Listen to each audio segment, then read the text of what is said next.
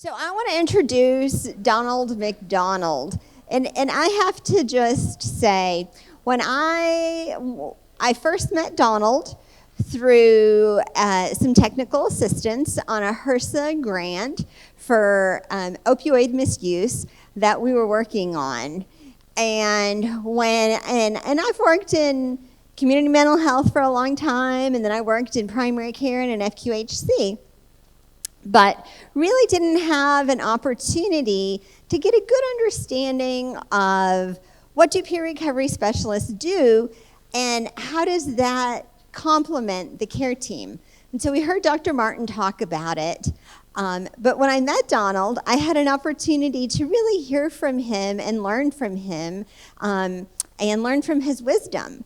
And so I've been learning from you the past 3 years, and so I was so grateful that he agreed to come and talk to us.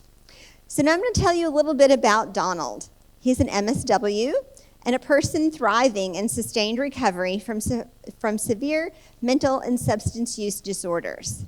Previously, Donald served as the National Field Director of Faces and Voices of Recovery, the Executive Director of Addiction Professionals of North Carolina, and the Director of Advocacy and Education at Recovery Communities of North Carolina. His current role is Technical Expert Lead at JBS International, where he provides training and technical assistance to HRSA-funded rural consortia across the country as they build prevention, harm reduction, treatment, and recovery capacity in response to the overdose crisis, which is where we met Donald. Donald is also a veteran. He is a husband, a father, a grandfather, a social worker, and a member of the 2016 inaugural cohort of Recovery Coach Professionals from Center for Addiction Recovery Training, and formerly licensed addiction specialist. He holds a Bachelor's of Education from North Carolina State University and a Master of Social Work from UNC Chapel Hill. Donald is a proud recipient of the NCADD Bronze Key Award and the North Carolina Attorney General's Dogwood Award. Donald is the producer and host of No Thanks, But Yes, a podcast featuring chill conversations with splendid people who've overcome problematic relationships with substances and behaviors via many pathways. And with that, we're going to turn it over to Donald McDonald. Thank you for being here, Donald. Thank you.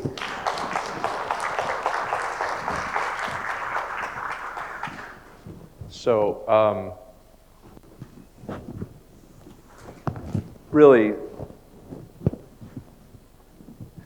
courage isn't the absence of fear. It's just trudging forward, right? Despite crippling imposter syndrome and yeah, this is a case study that I'm talking about another guy. Okay, all right. Lower this a little bit. There we go. Okay, so compassion. Compassion is good medicine. Compassion is good medicine. Feedback. I'm open for feedback, but not yet. Thank you. Good night, folks. No, I think it's working out. Compassion is good medicine. So, I think we come about it honestly. To be frank, I think to this world, pretty sweet kids. You know, I remember being on the playground and just walking up to strange people, diverse people, little people, and just saying, "You want to be my friend? Do you want to play G.I. Joes?" I mean, you know, I think, and seeing people get hurt me, and, you know, I don't know, the world kind of starts to beat it out of us, and trauma dampens it, and sometimes we even start to pathologize compassion with terms like compassion fatigue. When we first started talking about that, I was like, oh no. Compassion is good medicine. Compassion is sacred. compassion is sometimes all I have to offer the person with whom I am working in a resource sparse area, and just my presence in that moment, putting some love on this person, might be all I have. So compassion, I had to look it up, right? Like, what is the etymology of this word? What are the Latin roots? And that didn't help. Because it basically said, it means to suffer together. I'm like, damn, how do I spin this in Arkansas, right? To suffer. And I was like, wait, Latin, particles. Wait, Latin. I get a little focused on things. All right. We're unable to fix. Oh, yeah. We're unable to fix the microphone issue, so we are moving to handheld.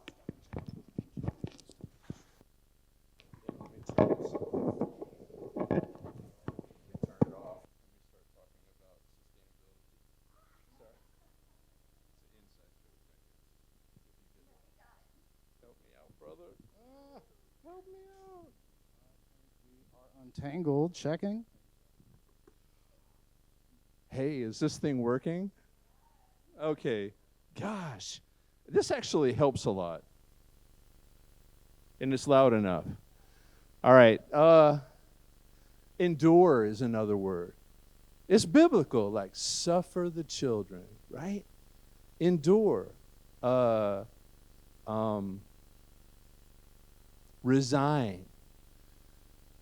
Spend time with, be with, co-experience something with, feel with, be present with, be in partnership with, be a fellow human. Express compassion, hopefully towards feeling compassion, right? Because sometimes we don't feel it. Sometimes we don't feel it, and that's okay. We come about that honestly. It's all right. But as a matter of best practice, we put on our compassion face. The evidence of compassion is in the room if there were a camera. And though we may grieve its absence sometimes in our heart, it would make our job easier. But I've got great news about that, too.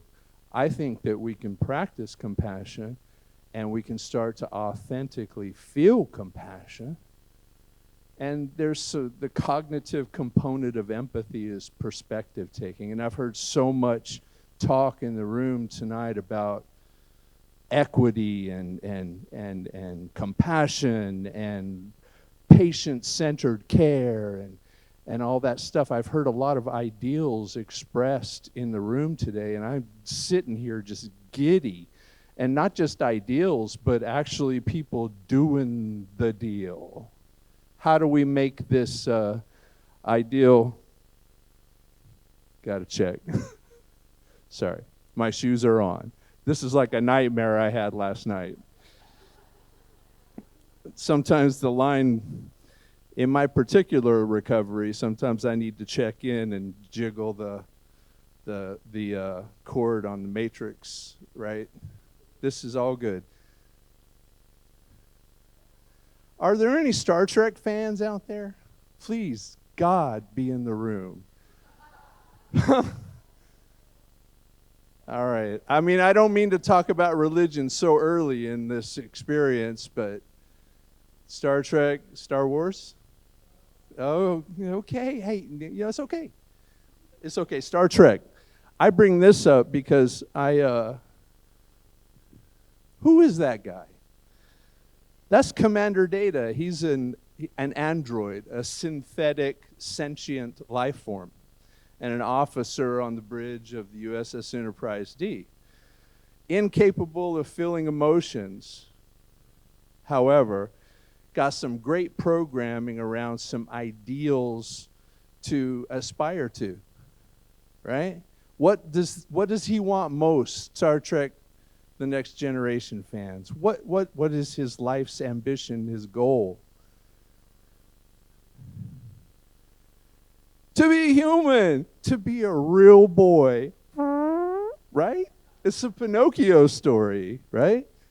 To be a real boy. Why? Why? Because he really believes and he knows.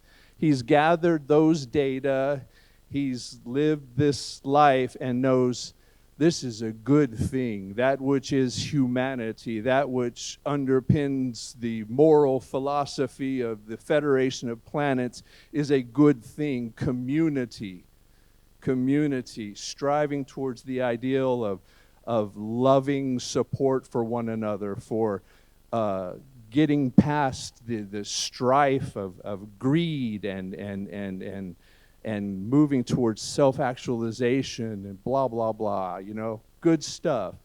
And I'm going to fake it till I make it. That's what he's doing.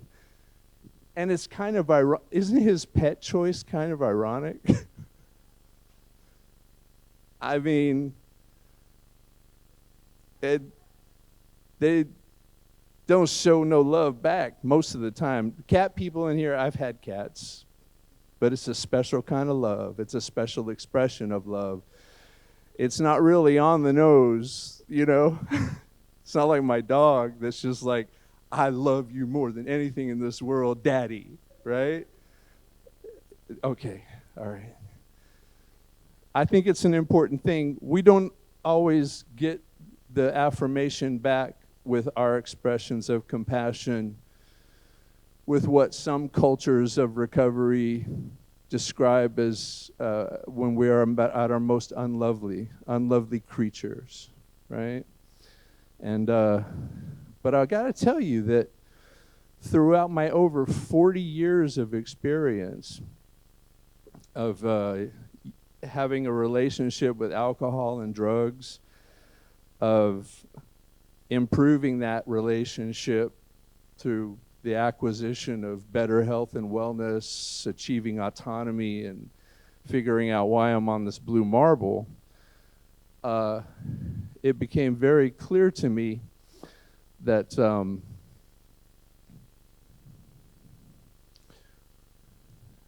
I forgot what I was going to say. I am so sorry. I had a solid point there. Throughout my 40 years experience with alcohol and other drugs, you know what? You're seeing it live. You're seeing it live. I really had a solid point. I may have to come back to this slide. So this is me, my 40 years of experience with alcohol and other drugs and behaviors. Right there, the summer of love, 1967, I'm born into poverty, into a family history of mental and substance use disorders, into a household filled with chaos and despair.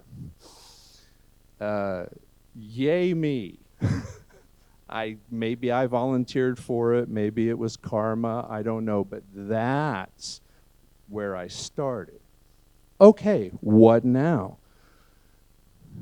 There I am smiling, near 5 years old, already, and now we know so much. Already I have achieved an appreciable ACEs score.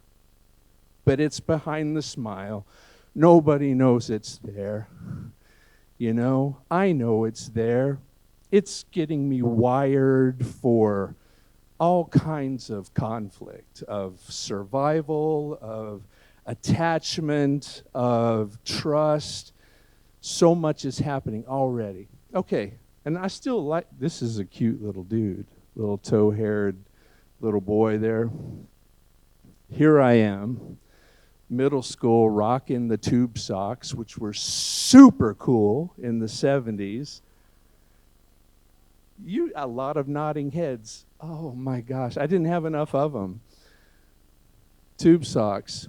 But by then, I had access. So with the family history, the trauma, the adaptive behaviors throughout the years to try and find safety and connection and all that, I discovered a great way to manipulate my neurotransmitter activity. It started off with tobacco. And that was kind of disgusting at first, but we made it work, right? And then alcohol. Alcohol is an amazing drug. It really, really is. And it balmed my soul. It really did balm my soul. And it helped me to connect with people and get past that fear. And it helped me to feel safe. And it actually helped me to even start to kind of thrive a little bit, start to feel like, not that I was just treading water, but that I just might be a pirate. I mean, we all deserve to feel like a pirate, not the bad stuff they do, but, yeah. So early access, unfortunately, it was very helpful. But this is also a time where I really should have been learning how to console myself, right? The rewards of delayed gratification, the small joys of playing sports with friends, winning, losing, all this stuff, the learning we do, the skills we learn. When people like me, like us, some of us in this room and many of the people we serve, we get early access to this shortcut to safety, relief, pleasure, because maybe we don't always feel pleasure either because we're in such a deficit of living and survival. And I'm a case study. That's what I'm presenting to you, by the way. There I am in high school, looking super cool. That's a dragon on my shirt, by the way. I couldn't afford the alligator. So the poor kids had dragons, and not just dragons, but ones we got at the outlet store. Little off-center. It was awesome. But by then, I discovered, now through diagnoses and a solid education and long-term recovery, that I was medicating some rather recalcitrant mood disorders. Looking back over the pattern of my use,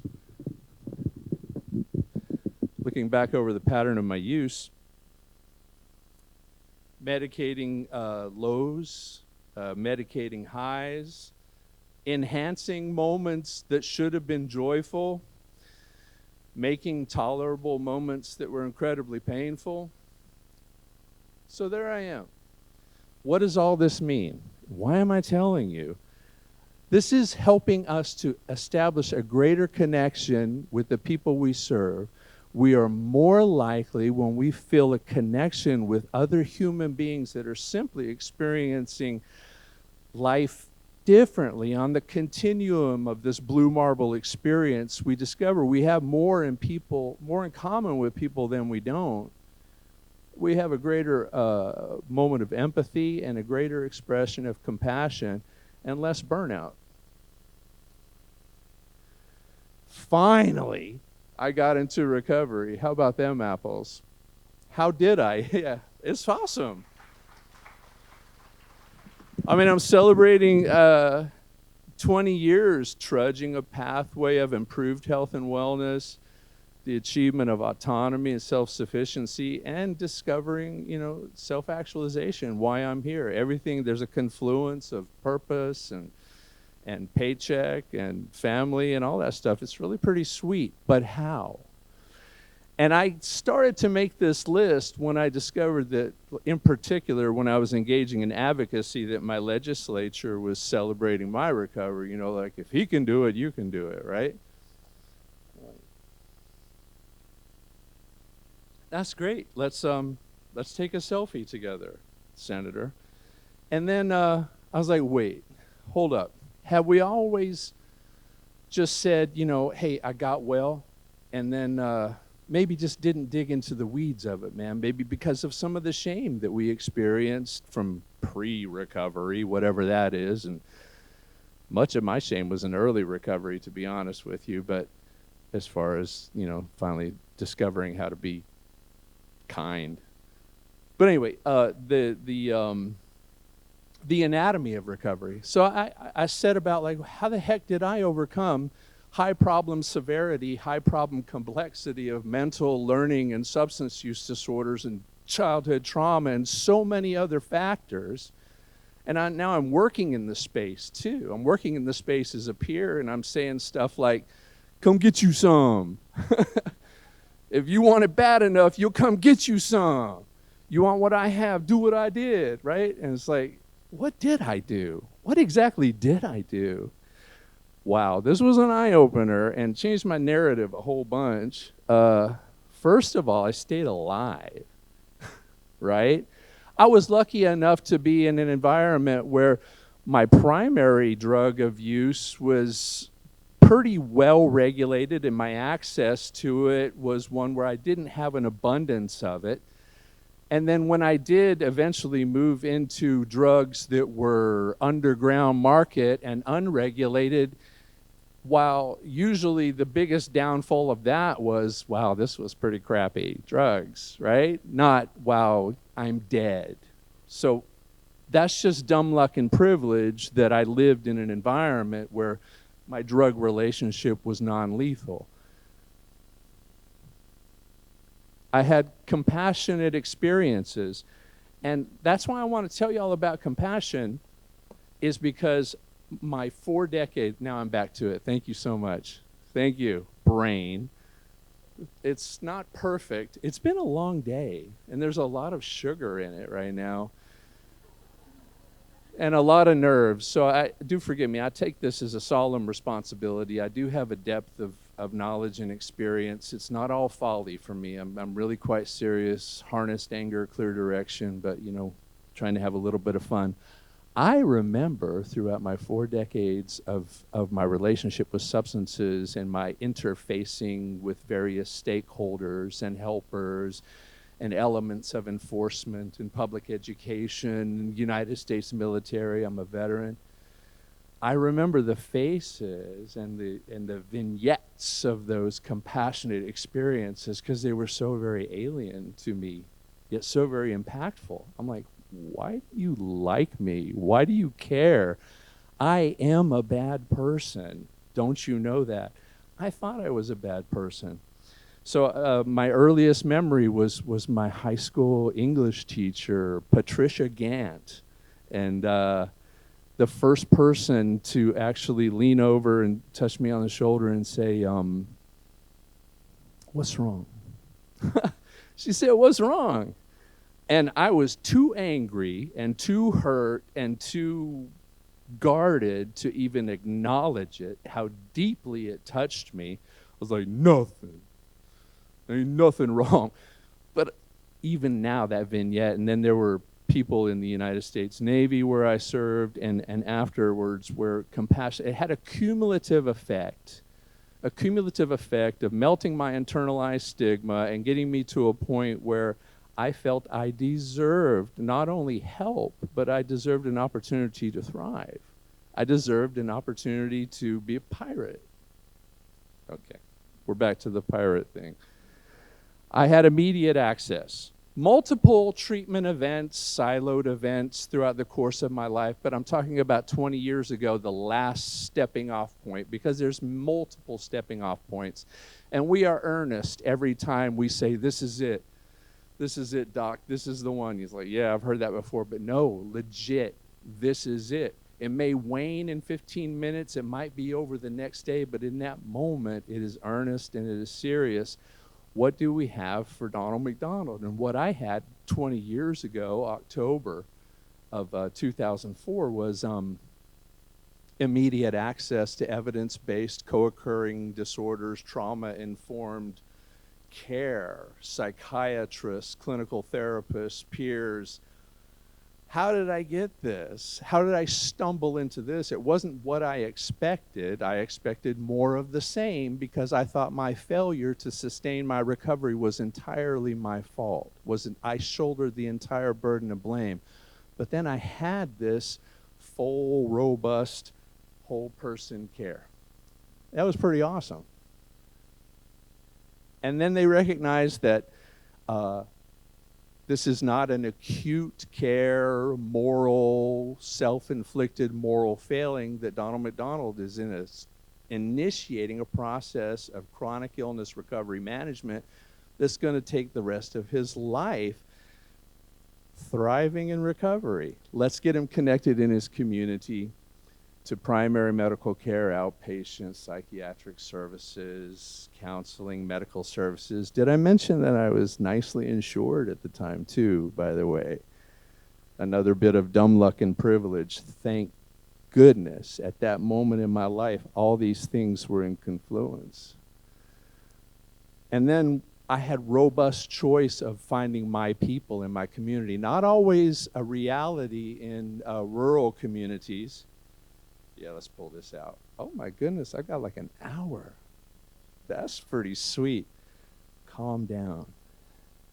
I'm so used to people saying, I was in, oh my goodness, I was in another state just the other day. So excited. I think I was in Texas. And we were at an hour point, and I got, they were like, okay, we're done. And I thought I was killing it. And what I in my mind, I was like, I have an hour and a half in Arkansas. I can stretch a little bit. So they cut me short in the other state. It was not good. Robust choice of finding my people. So you saw my case study. Complex little dude born into poverty, family history, ACEs, emerging mood disorders, rage, all kinds of groovy stuff, and then the adaptive behaviors, the relationship with substances that slowed down the development of my growing up and getting the life skills and the emotional intelligence. Really just a complex mess of a dude coming into recovery. And then imagine being told to that group of 6 guys in that church basement are your people. Those 4 guys are your people, and go see them every night for 90 days. Those are your people. And if it doesn't work out, it's your fault. You don't want it bad enough. A lot of this may have been some internal monologue, but it was definitely fed from the outside. I was lucky enough to return to Raleigh, which is not a really significant metropolis, Raleigh, North Carolina, but I had 500 of those little basements to choose from. So I got to shop, and I had what I deserved was a chance to go around and find my people.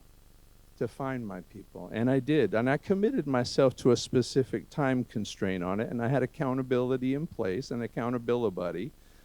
And so I found my people. This is critical, and I'm going to share more about this in a bit. Family, friends, recovery allies supporting my recovery lifestyle. After I came back from my treatment event, despite my behaviors, despite the shame I felt, despite the debt I left, I came home to an understanding that I was dealing with a chronic illness that had been stewing my entire life, you know. My wife was a medical professional. My kids were small and forgiving. I had an employer when I came off for that one treatment event, that last one 20 years ago, and I had a job that was pretty important. It was a Joe job, but it paid pretty well, you know, it paid the bills. And a lot of my identity was in, you know, will I have a job when I get out? And I went to my supervisor and I said, hey man, I think I got an alcohol problem. I wasn't honest about the drugs too, because, you know, I had to be straight about wanting to keep that job too. I said, I think I have an alcohol problem. And he said, let's get you some help. And it was awesome. He said, Take all the time you need, and we'll have this chair waiting for you when you get back. It's your favorite chair. And I understand that it's kind of stressful when people come home from treatment, so we're going to ease you in a little bit. You probably need time to go to some of them meetings and stuff. I had to jiggle the matrix plug on that one for sure. Can you relate, matrix? Okay, all right. So I had that, and then I was a provider of care, telling people, just come get you some if you want it bad enough. And now I'm reflecting back on, like, just a perfect storm of dumb luck and privilege were lining up of what I thought I didn't really deserve at the time, but hindsight tells me I deserve it. Everybody deserves this. This is best practice. This is compassionate human love and support. This is community. This is what I deserve. We got to reflect on these elements. This is critical too. Sometimes in our cultures of recovery, we may have literature that really wants to tell us no matter what. Wife or no wife, husband or no husband, job or no job, car or no car. And it's well-intentioned rhetoric that was like, this is important and ought not be contingent upon other things. But these 100 men at that time maybe didn't understand the complexity of social determinants of health, the complexity of the caste system in the United States of America, right? And so I'm glad I had a job and a house where I felt safe to lay my head, and a vehicle to go to all my medical appointments and all my mutual aid meetings. Yeah. And this is why I'm here right now, thriving so well. This is the recipe that went into my thriving recovery. So you'll never catch me doing a movie of the week, beginning, middle, end. It doesn't make a good movie. It's really too complicated. There's no white light experience. There's no chorus of angels. It really is messy. And that's what substance use disorder is. That which causes it is messy, and that which is required to stabilize, sustain, and thrive in recovery is a lot, based upon the individual and the social and recovery capital that they have in place. This is important as we get into the business of working with people with a relationship with substances that we may need to address. This was important too. This is my recovery people ought to know about this. People out there telling their story. People outside of specific areas where you're expecting to see people tell their story, but to have my boss tell me, oh, my wife's in recovery. I was like, oh. And then to have my boss at my next job tell me, I'm in recovery. And then a pastor. So what we're seeing is recovery visibility normalizing behavioral health disorders, behavioral health recovery, many pathways of recovery. It melted my internalized stigma. It inspired me too to come and get me some more. Like, maybe I deserve more than just to tread water, just to get well, just to,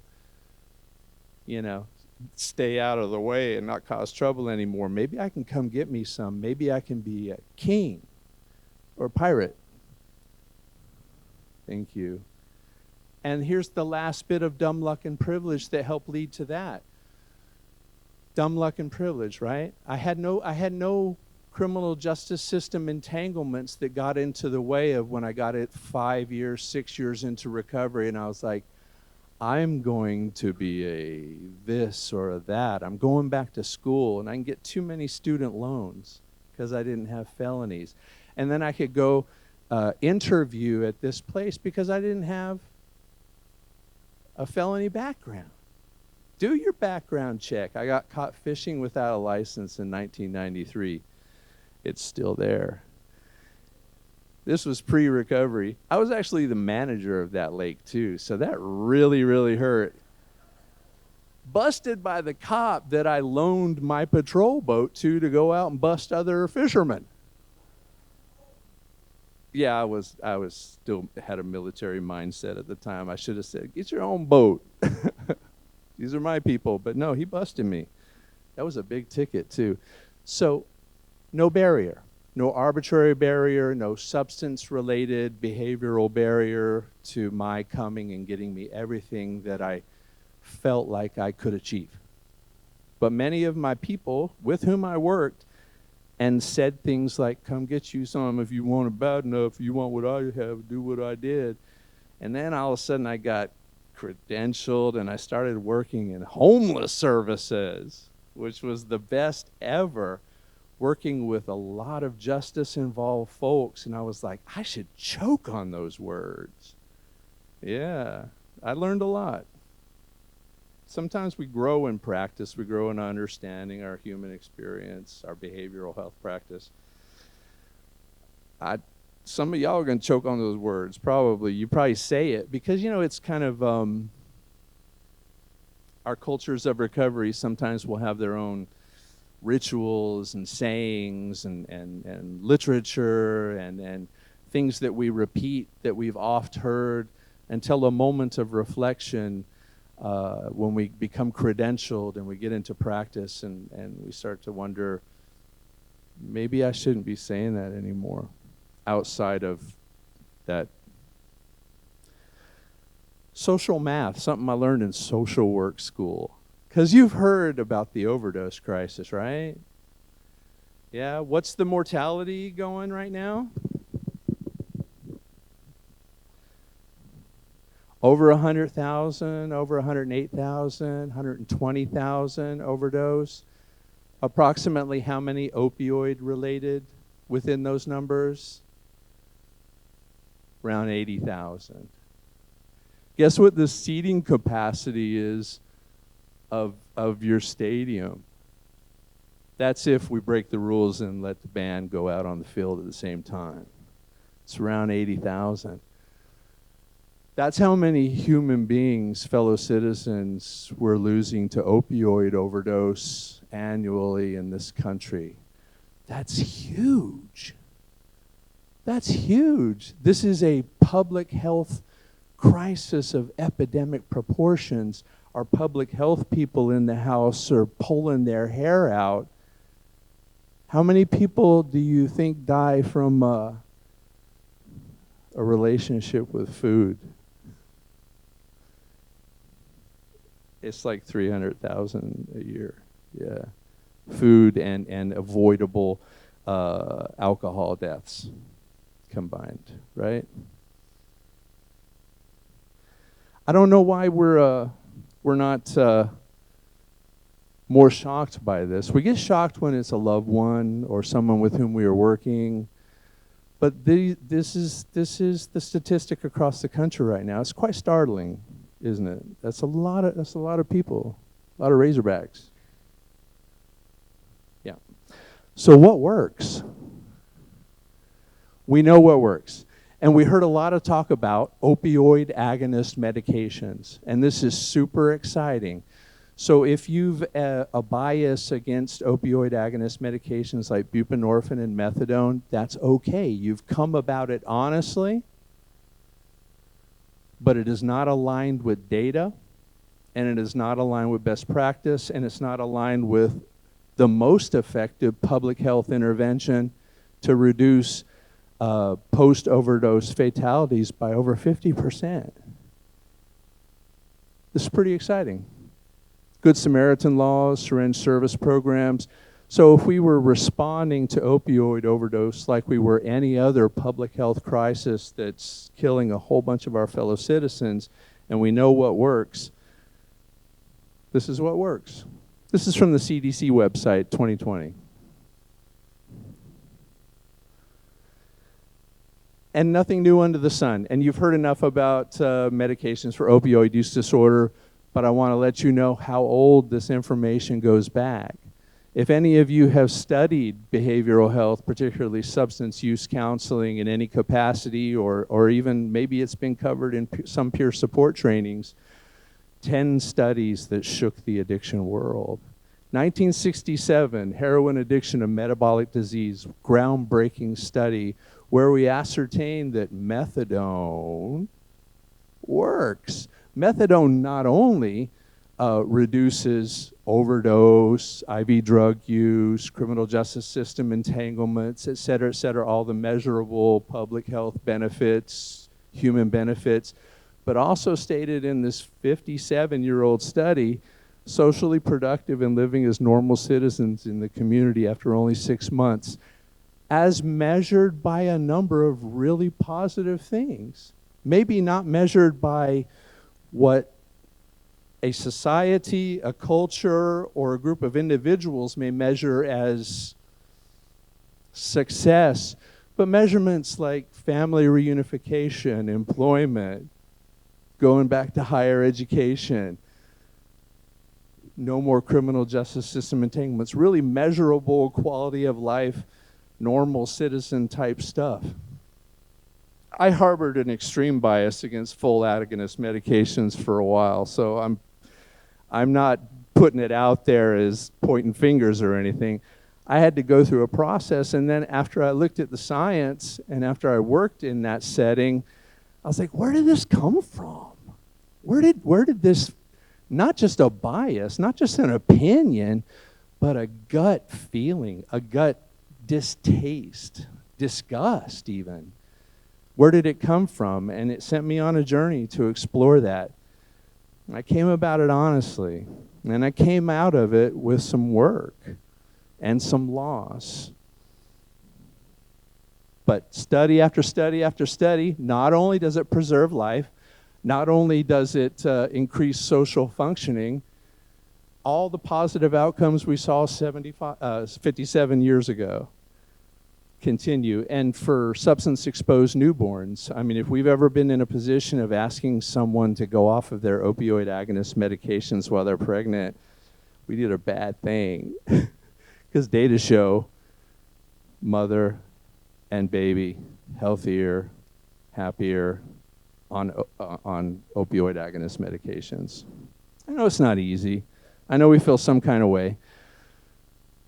This is going to be the source of some of our non-empathic encounters with individuals, some of our non-compassionate encounters with individuals, and we have to explore where these came from, how they don't align with best practice or with science sometimes, where they came from in us, and explore those. And get them out of the way, because we talk about barriers to people achieving wellness and freedom, but sometimes the barrier is us. And I don't want to be that person. I've been that person, and I didn't like that very much. So, did anybody eat a big bowl of macaroni and cheese last night and watch Netflix? No? I like your courage. Yes, right. I know why you did too. It felt good. Yes, it did. Yes, girl, and you probably deserved it too. Facts. Yeah. We've been manipulating our neurotransmitter activity to experience pleasure, relief, and escape since the beginning of time. It is the human experience on this blue marble. It goes way back. And behaviors, not just substances. There's things we do to experience pleasure, relief, and escape. I still do some of them. I'm in long-term recovery from severe mental and substance use disorders, but I am not going to tell you that I don't engage in some behaviors with the full knowledge that I am enhancing pleasure, relieving some pain, and escaping Monday through Friday. Today I have a manageable relationship with that stimulation, right? Last night, had some possum pie. What do y'all know about possum pie? What? What is it with the internet? I'm like, hey, internet, what is the official pie of Arkansas? It's like possum pie. LOL. So I email Kim. I'm like, hey, give me some of that possum pie. Please. It's like, okay, another tourist looking for possum pie. Had a lot of sugar in it. A lot of creamy texture. There was a lot, little crunchy from the nut on the bottom, right? It was good. Helped to alleviate that. But that's what humans do. So creating a greater empathic connection with people coming into your practice, experiencing relationships with substances and behaviors that may be slightly problematic, chaotic, or diagnosably pathological. We're all living on that continuum of trudging this blue marble and needing to manipulate our neurotransmitter activity every now and then.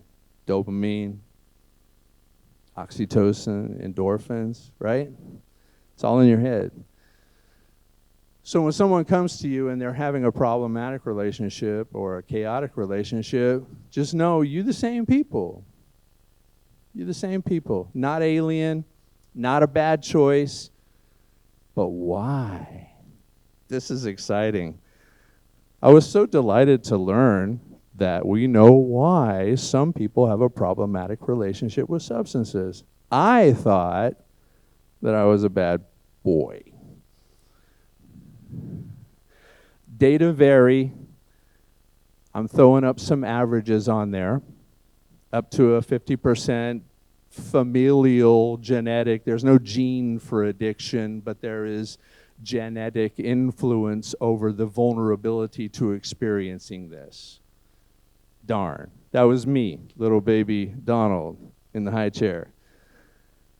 Co-occurring mental disorders. That's a low estimate, likely. People managing mood dysregulation, people managing experience of fear and anxiety, turning to pleasure, relief, escape, and this relationship becoming problematic. ACEs. We were asked earlier if we've ever given an ACEs screening. You know, and a lot of us, when we got the ACEs training, we took the screening too, right? If you did, and maybe put your arm around it, you know. I don't know, some of us, at least in the helping space, I know the place where I worked, we were all a little wrecked afterwards. You know? But after being wrecked for a little while, it was like, as I told a friend last night, I was like, duh, no wonder. The internalized stigma related to my problematic relationship with substances and behaviors became more and more and more obvious to me. I leaned into pleasure, relief, escape, and there are very rational reasons that were not of my doing. So, but now what am I going to do? At least though I'm not being anchored by the self-stigma, the internalized stigma, the shame of why. Now I know why. And this is brilliant. And this is relief that you can bring to your patients, participants, clients, and peers. Dislocation, disconnection, disorientation, dislocation, isolation, lack of purpose. So finding purpose, connecting with other human beings, living within an ecology of recovery, a culture of recovery. And this big one with all the asterisks, that was me in the tube socks. I had access. I had all of these vulnerabilities, all these risk factors. I was a perfect storm. I was a casebook study, and within reach. You know, there it was. Oh my. I still remember some of those first experiences with alcohol and cannabis. I cannot overemphasize to you just exactly what a relief it was. And some people in the room can relate.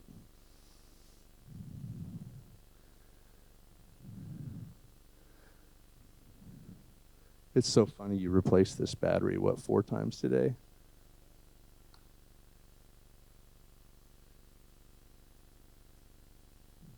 Maybe. I got to put my glasses. Oh, there it is. Oh, wait, that's not even working. Why is that not working? Oh, sorry. Can you, no, I don't think it's the battery. Yeah, I wear reading glasses.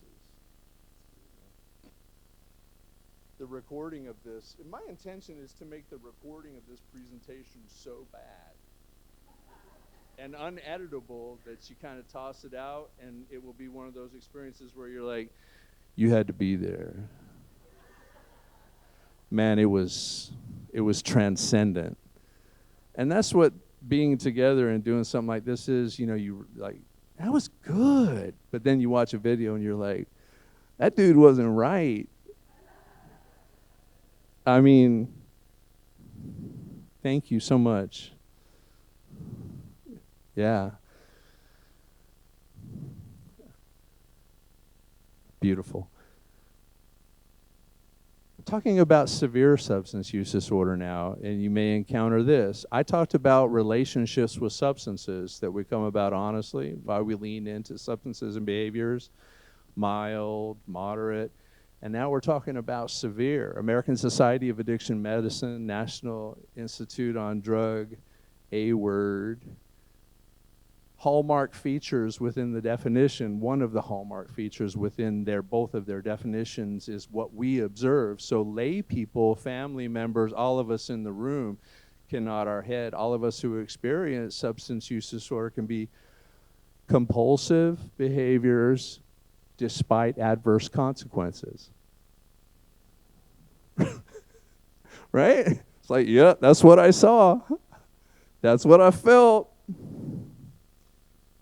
That's what baffled my family. That's what baffled my employer. That's what baffled me.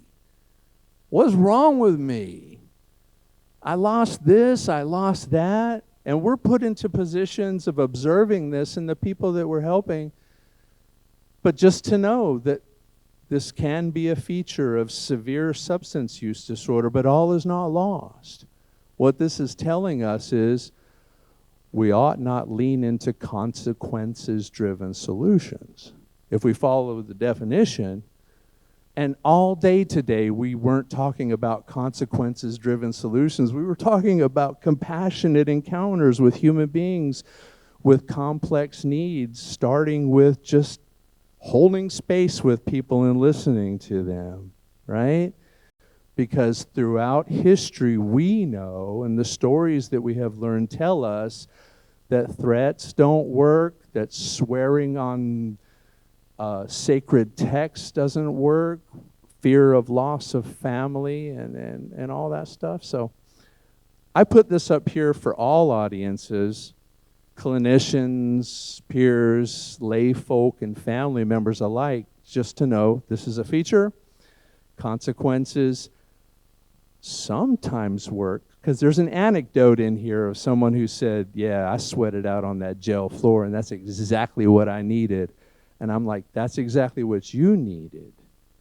And that's all right. That's your authentic story, brother. And let's unpack that a little bit.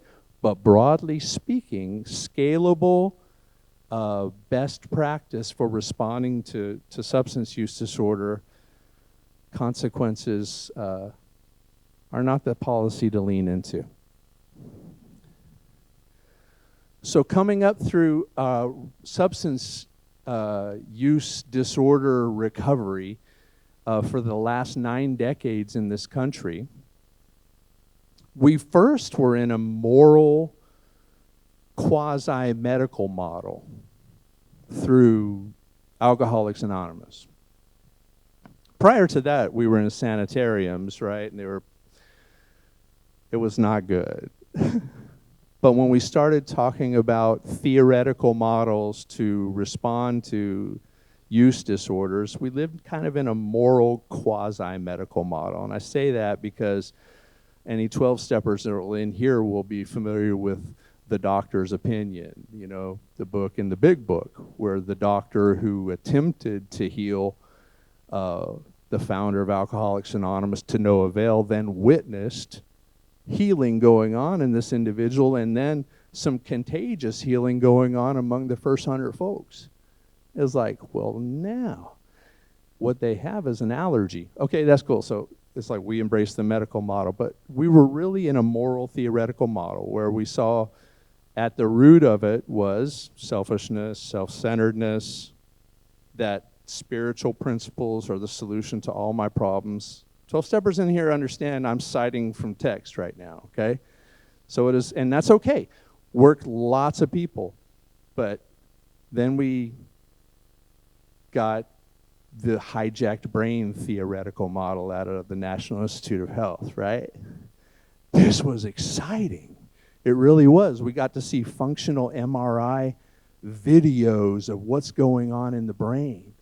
We got to measure the brain and see how it's different from other folks. We came up with this theoretical model that the person experiencing substance use disorder has a hijacked primitive brain, right?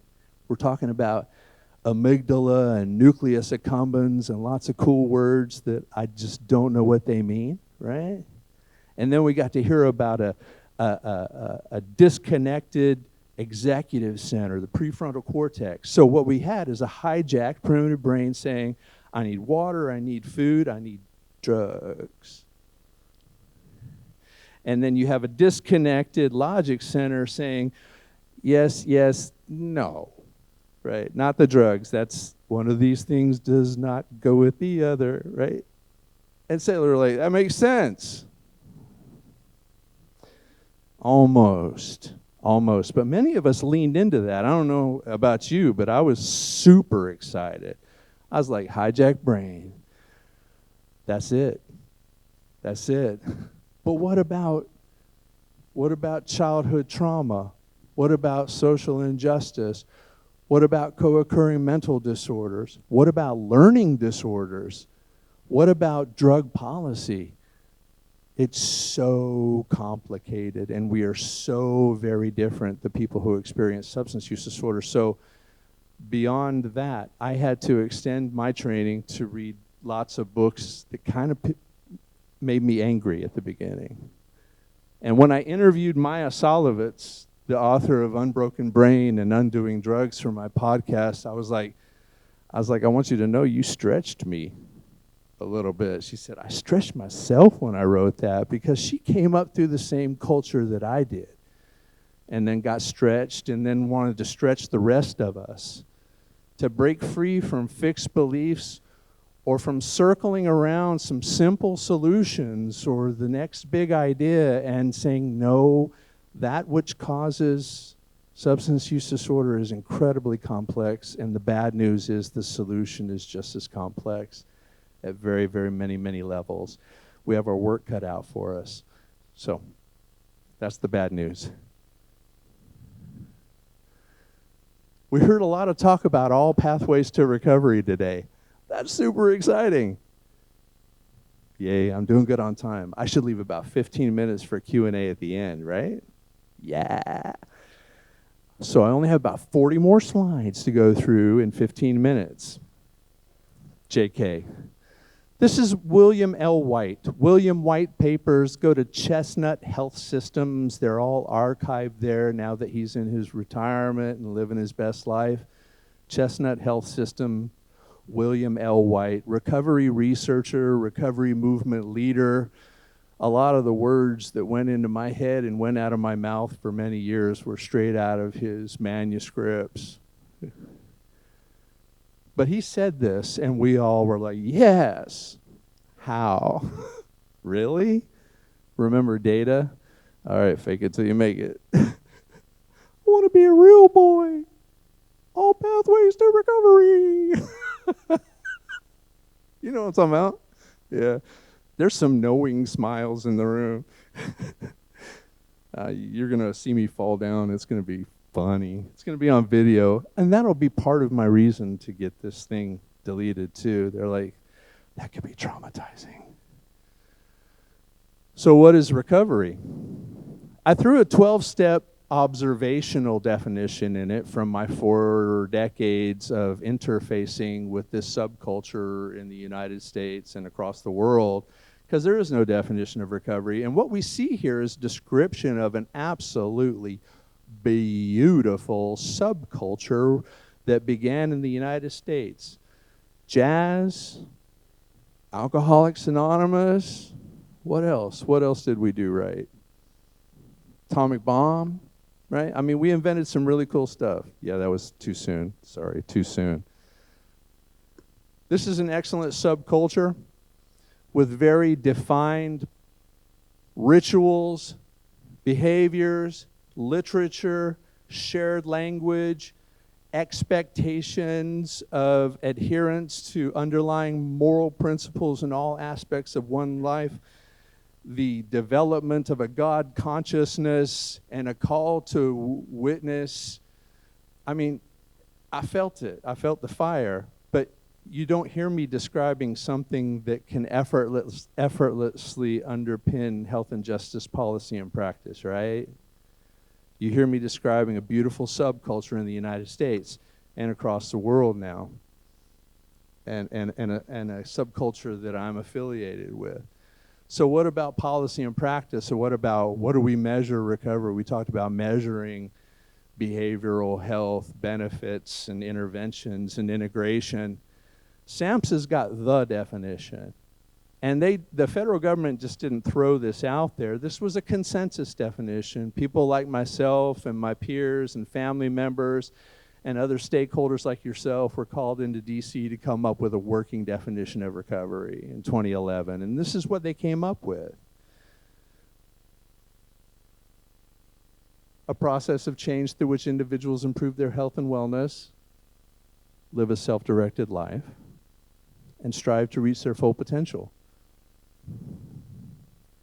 And then they convened stakeholders again 10 years later. Much to my chagrin, I wasn't invited. I didn't belong, I guess. But it didn't change. I talked to senior leadership at SAMHSA and I said, what was it like in the room? And they were like, there was some arguing, there was some bickering, but in the end, this thing has held the test of time. Because this is, oh God, I got the worst time slot in the world right now, don't I? I do. Thank you. Appreciate it. You feel that? You know what you're experiencing right now? I think your dopamine is low. Yeah. So my next slide is my last slide. Did you feel that? Did you feel that? It may have been a tiny little squirt. But it's like when you're in the bus or in the car, in the back seat, sitting next to a mouth breather on a road trip, and you're like, am I in hell? And then you see that sign. You know, that sign like, oh my God, we're almost home. And it's almost like you are home. Right? Up here. You know what just happened, right? Yeah, a little squirt of dopamine. Oh. So when you were experiencing on a continuum of hopelessness and despair, because you're not experiencing that now, but you were on the road, and then I tossed out that little nugget, right? So you get it. You get our relationship to substances, behaviors, encounters, neurotransmitter manipulation, despair, hopelessness, pleasure, relief, escape. We're all living there, and we're all living on the recovery definition too. Who else in this room, whether you've had an unmanageable relationship with substances or behaviors or not, is not living some kind of life characterized by attempts at improved health and wellness, a commitment to that, a process. It's a process, not an event, right? That's all of us. People in recovery are simply rejoining the human trudge. They're not chasing that beastie in the woods anymore. They're back with the people. Self-directed life. Who doesn't want autonomy? Who doesn't want to be told what to do all the time? Who doesn't want self-efficacy, self-sufficiency, autonomy? And then full potential, self-actualization. Why am I here? What's my purpose? I heard a lot of talk about that today, living in my purpose. I found a song last night. It's a song called Living My Best Life, right? No? Okay. Sorry, I made a little Instagram story where I wanted to throw in a song that said "Living My Best Life," and I found this artist I'd never heard of. I think he's a kid's song person, but you're gonna love it. That's recovery. That is a unifying definition of recovery from behavioral health disorders, mental and substance use disorders. That is a unifying definition for us to come together in our primary practice, our behavioral health practice. Embrace it. Stay authentic with your subculture of recovery, whether it's this, whether it's your corner church and your experience of salvation, whether it's you working on a marathon, your relationship with exercise. That is your culture, that is your recovery. But when we come together for a unifying definition for the ecumenical culture, many pathways, that's what we do. SAMHSA. I got 10 minutes, and then I'm going to open it up for a bunch of, I don't have any questions. I want to go home. Right. So I had a discussion with someone a little earlier about, not everybody needs a treatment event. Not everybody goes to 12-step. Not everybody. But how big is this culture of recovery? So the National Survey on Drug Use and Health asks every year who had a problematic relationship with substances in their life. That's a big lot of people.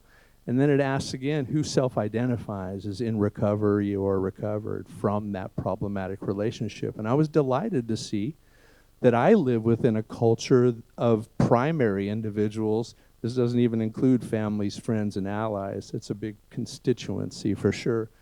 21 million people identify as in recovery in the United States. But just to put that into balance, the worldwide census, the global membership for Alcoholics Anonymous is 2 million people. And if we combine in Narcotics Anonymous, we're probably no more than 4 million people. And that includes Iran, which is the biggest population of Narcotics Anonymous. And then there's the other off branches of 12-step based mutual aid societies. Let's double it. Let's say 10 million globally. 20 million people on diverse pathways in the United States alone. So who are all these people? Oh, shameless plug. My podcast, No Thanks But Yes, available everywhere that you listen to excellent podcasts. Why is this relevant in this moment in time? Every guest, I now have had 50 episodes. Every guest is a person sustaining and thriving recovery from a problematic relationship with substances and behaviors. And I discovered after each episode, the pathways were getting more and more diverse. So this adds a face and a voice to a theoretical construct of many pathways, yeah, right? Okay, these are some of the people. Check them out. A lot of really cool people on there. No Thanks But Yes, chill conversations with splendid people. Thank you. I know. Sometimes you'll be referring people, pretty low problem severity, moderate severity, whatever, don't need a crisis stabilization or treatment event. You're like, you need to go find your people. Go get you some people, mutual aid societies. And there was mention of Alcoholics Anonymous, Narcotics Anonymous, deeply grateful for the last 9 decades in this country, ubiquitous presence for this free psychosocial support in the United States. But it has grown in its diversity and its specialization for niche groups of people, both in vivo and digital presence.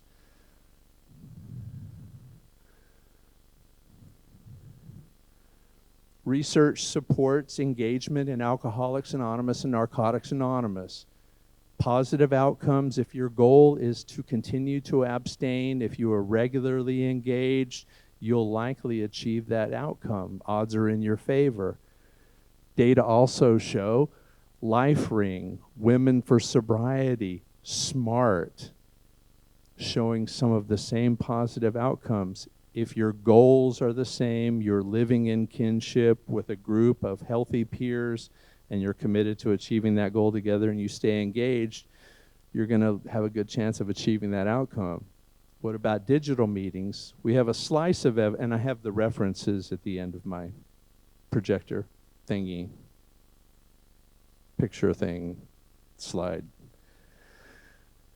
Digital recovery is recovery. If you have broadband access, and I heard there may be some access issues going on here and there, and then there's device divide as well. It's not, the future is now, it's just not evenly distributed. However, if you do have digital access in your space or in your recovery community center, or you have patients or participants with digital access, the choices are virtually unlimited of their finding their people and to walk in common cause with their relationship with substances and behaviors. Narcotics Anonymous sometimes may not be appropriate for people for whom you are prescribing opioid agonist medications. It may be completely appropriate based on the autonomy of that specific group, but as a world organization, there are position statements basically saying if you're taking opioid agonist medications, come get you some under Tradition 3. You're always welcome to come drink the coffee and get a hug, but you're not clean.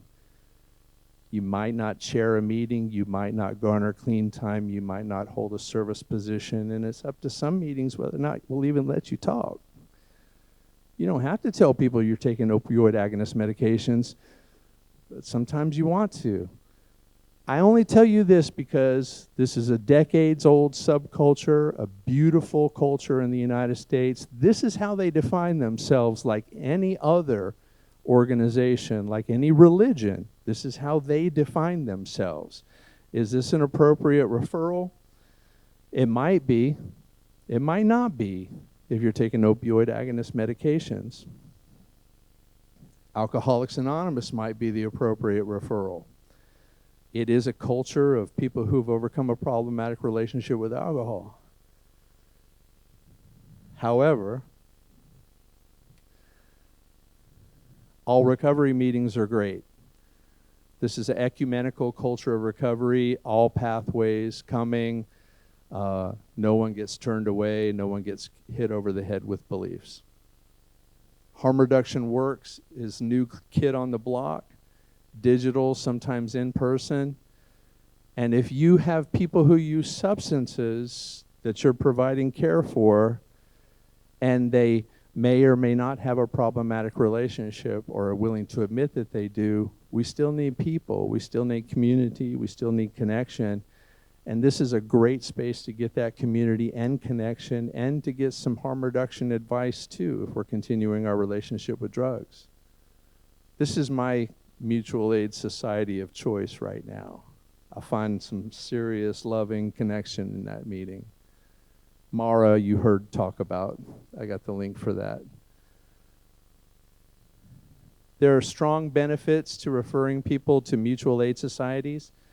The data support, the goal attainment. But as providers of care, this is something that I never did. I never did engage in mutual aid informed consent. I just went in with an assumption, this is good medicine, of course it's good, and if it's not good, it's probably your fault. You need to stop being so ego-driven, right?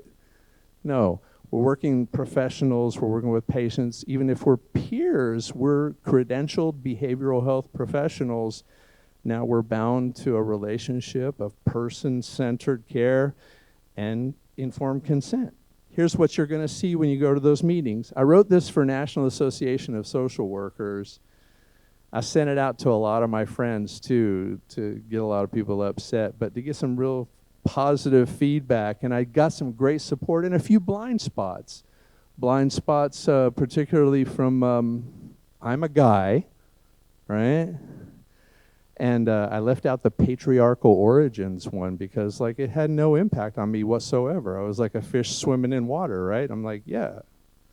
However, for some women in their recovery, just letting them know some of the literature was written and it is patriarchal origins. You'll hear some language, et cetera, empowerment, empowering the patient. 13th stepping. letting folks know sometimes people seek relationships, romantic or sexual, with vulnerable people, you know, just preparing you for that. It is so omnipresent that it has its own moniker. And so I highlight the one at the end that even I, when I got out of my treatment event 20 years ago, which was the greatest day of my family's life, the first mutual aid meeting that I went to, on fire with whole health and serenity and driving towards wellness, the first man I ran into and loved up on, I got a little honest with him, you know. I was like, yeah, man, it's finally working, you know. They've discovered I have these co-occurring mental disorders. I'm on these mood stabilizers, dude, and I've never been this optimistic about my sustained recovery. At that point, I've been trying it for like 20 years. He's like, you might need to come off of them. And this just wasn't any lay dude. He'd been there 20 years. This was, you know, this was the dude at that meeting, a dude I respected a lot. And I had the wherewithal to say, no, thank you. Go talk to my wife about that, and while you repair all my broken windows in my house. Okay. In these final moments, peer support, plenty of data supporting peer support as a evidence-based behavioral health workforce innovation with measurable positive outcomes integrated into the continuum of care. When we talk about peer support, we talk in language like that, okay? We talk about measurable outcomes, we talk about evidence-based, we talk about paying people for their experience and for the positive impact they're having not only on our patients but on our bottom line. If we resort to language that is overly romanticized and immeasurable, this can be problematic. In the beginning, it kind of felt good to be called a rock star. It kind of did. I kind of was like, yeah. I'm like, wait a minute. No. Miracle, warrior. These are stigmatizing the well-intentioned descriptors of a behavioral health workforce. We can talk about the measurable positive outcomes. Peer support are people who have their own individual pathway of recovery and then have chosen to become credentialed. Now,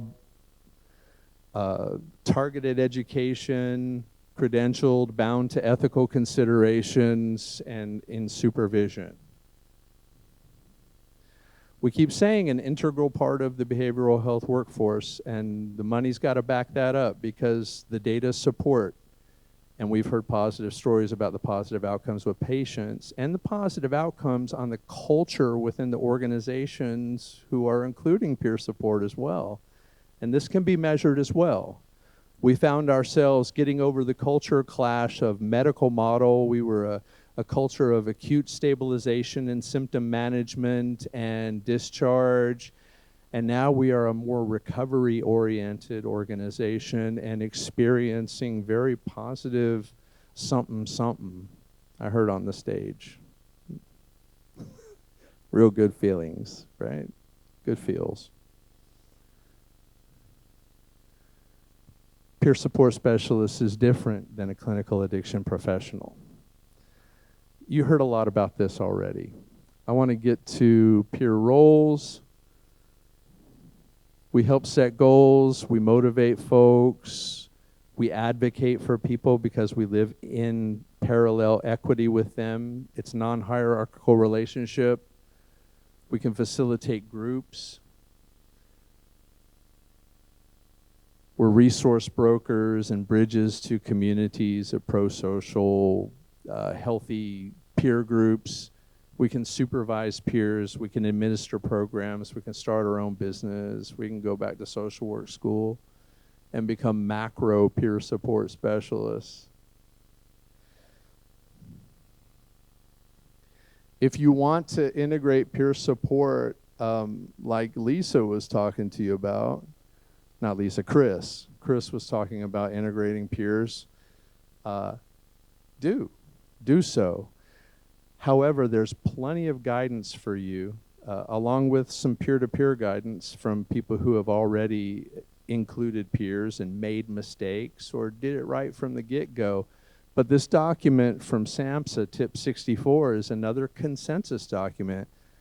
A lot of my friends helped to write it. I helped to write some of it, and I made sure lots of eyes got on it as well.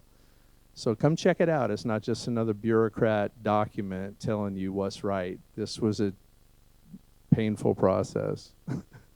And then City of Philadelphia and State of New York have both done incredible jobs with peer integration toolkits. And you know what? I'm going to leave it with this. This is the National Certified Peer Support Specialist Code of Ethics. This is exciting. These are some of the ideals that were talked about today regarding patient care. Ideals of working in partnership with patients, of compassionate, patient-centered care. It's actually baked into our credential and baked into our ethics. This is what we have to do. So it's great to have us on board. Let us live in our authenticity. We're all going to be a little different, but we're behavioral health professionals, measurable positive outcomes, and we get to be in partnership with people. Okay. This will leave you asking questions, all right, about self-disclosure. This is for peers. I encourage you to come to rural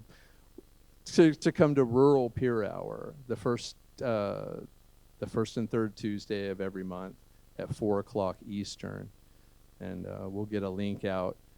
But this is where we get to talk about stuff like that.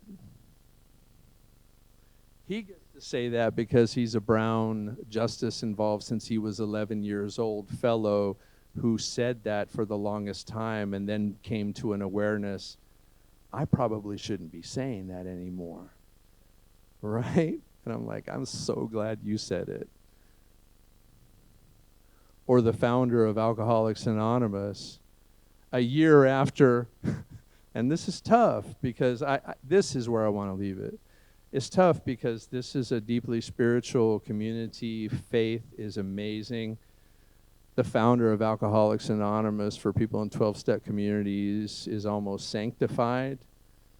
But think about this. A year after the American Medical Association declared alcoholism a disease, he gets an opportunity to go speak before the New York Medical Society as a peer, as a person in recovery. And what does he share with them? The place seemed to light up blinding white. I knew only ecstasy and seemed on a mountain. A great wind blew, enveloping and penetrating me. To me, it was not of air, but of spirit, blazing. There came the tremendous thought, you are a free man, and I haven't had a drink since. Okay. Prison saved my life. To God be the glory. Authentic experiences, righteous experiences, keep them, own them. But when it comes to effectively engaging with diverse populations of people having problematic relationship with substances, and when it comes to advocating for better policy, better practice, more compassionate care, and transitioning from moral theoretical model and from punitive response model, let's maybe not lead with things that lean into confirmation bias. Prison, salvation, status quo. Don't do that. Thank you. Sorry.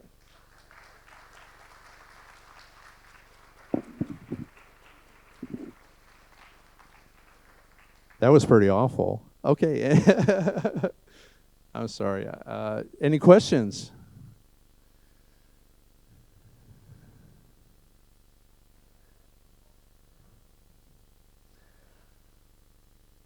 I have information in this presentation also how to explore your biases, if you may have them, to explore your beliefs that you've come about honestly and naturally, and give yourself a break and say, this is where I am, but to explore them and then ask yourself, is this getting in the way of compassionate best practice? Is this getting in the way of my assiduously practicing evidence-based medicine?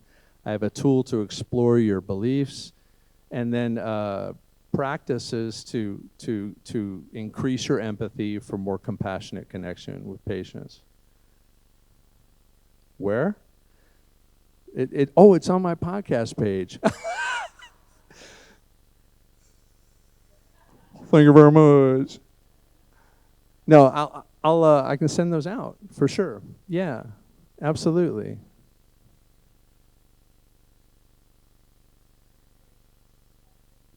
Yes. Done.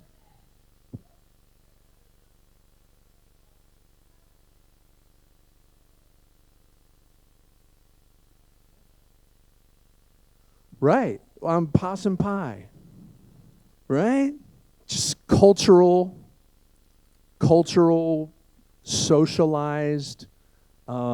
It could be, and it doesn't necessarily mean that you're a member of Alcoholics Anonymous, because sober has crossed into pop culture, sober curious, whatever, etc. Sober historically has been a relationship with alcohol, but sometimes it can be expressed to discuss our abstinent relationship with other drugs.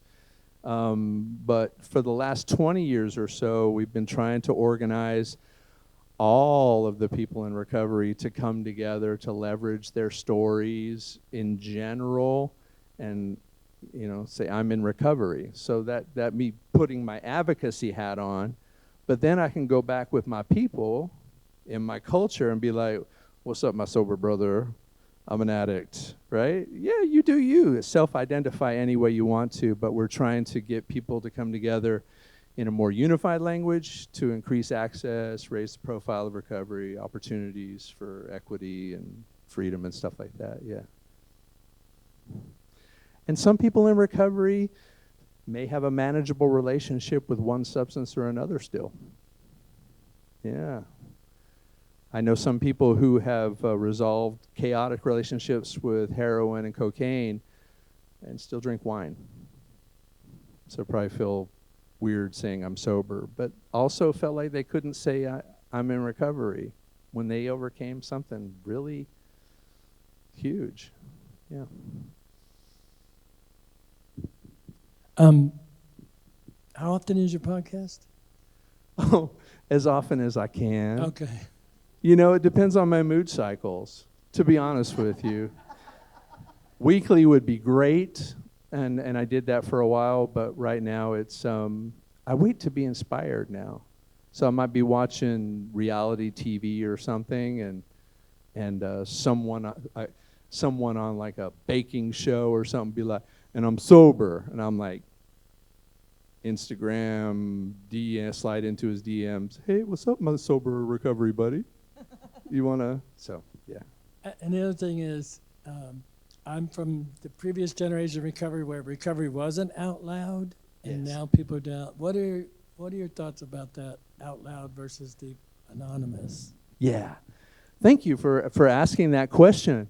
And I don't get asked that a lot, but it's still incredibly relevant.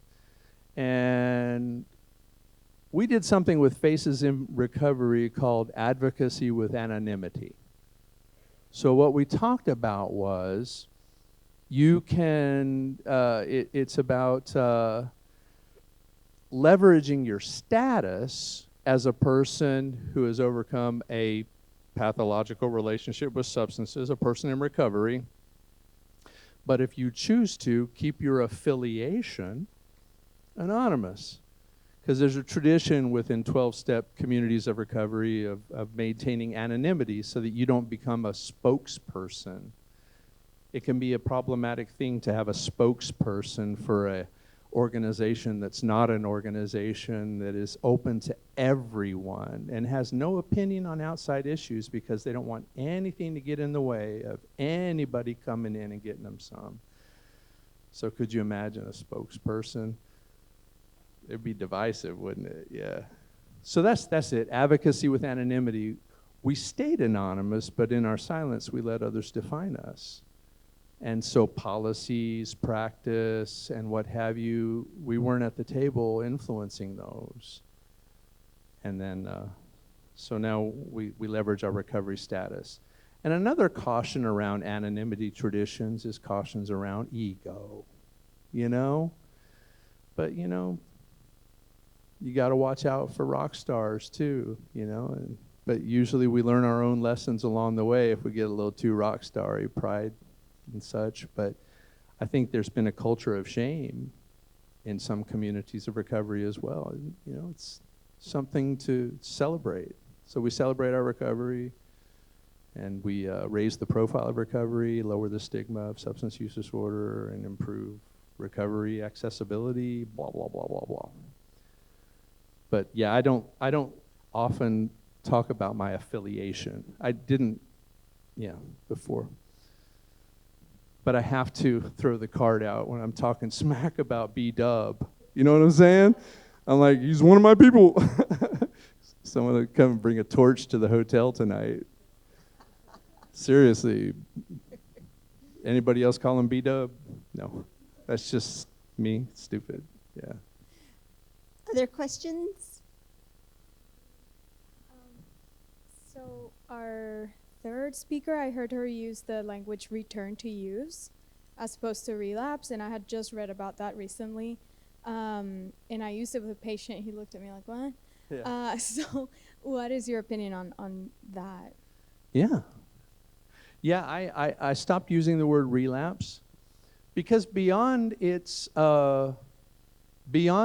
moral foundations, researchers discover its foundations in temperance movement, its foundations in religiosity, lapse in faith. You make a promise on the Bible, and he lapsed. Why would he do that to his wife? So it has religiosity and what in its underpinning. And I don't see it really broadly applicable in other chronic illness recovery management regressions, you know.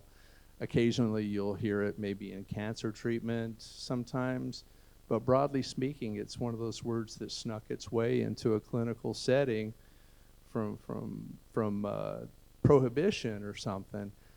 But beyond that too, relapse is an action, and it is an action that can be conducive to shouldering the entire burden for that action. Why did you relapse? Why did you engage in this singular momentary activity of returning to use when just as complex are the causes of substance use disorder? Those of us who have cared for people experiencing substance use disorder and in recovery, when they experience a return to use or a relapse, the anatomy of that can be just as complex sometimes, you know?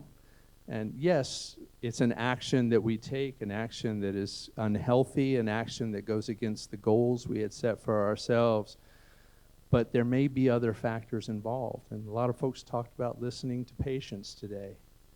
So instead of like leading with, why'd you relapse? Why'd you do that? Why'd you end it? Why'd you make that choice? And then we discover things like, you know, experiences of loss, experiences of trauma, re-traumatization, you know, and maybe not always as acute as that, but, you know, maybe it's not always entirely our fault. So words that